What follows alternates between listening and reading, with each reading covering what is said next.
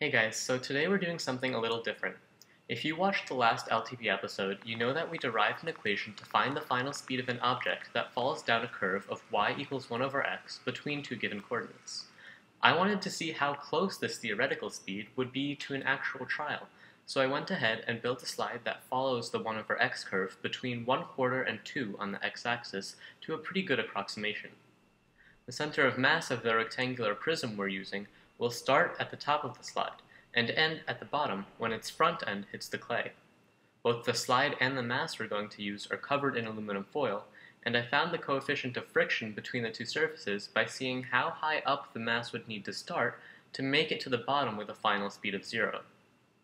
With this information, we can calculate the theoretical speed of the mass just before it hits the clay. But because 1 unit on our slide does not equal a meter, in fact 1.75 units equals 25 centimeters, we have to multiply this result by a conversion factor to get the speed in meters per second instead of units per second, giving us an expected speed of 1.1 meters per second. But that's the easy part. It's a bit more complicated to figure out the actual speed of the mass after it goes down the slide.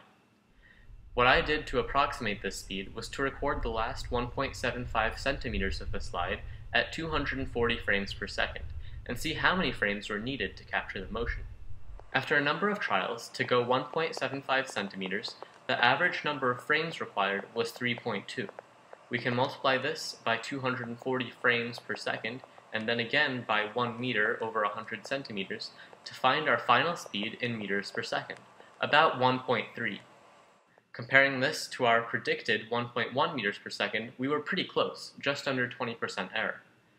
This might sound like a lot of error, but with all the uncertainty in drawing and cutting out the slide and the imprecision in measuring the exact number of frames it took, the experiment turned out to be pretty successful overall. So that's pretty much it for this episode, guys. I hope you enjoyed it, because it was a lot of fun to make. If you want to see me make any more videos or have any other thoughts, feel free to let me know in the comments below, and I will see you all next time.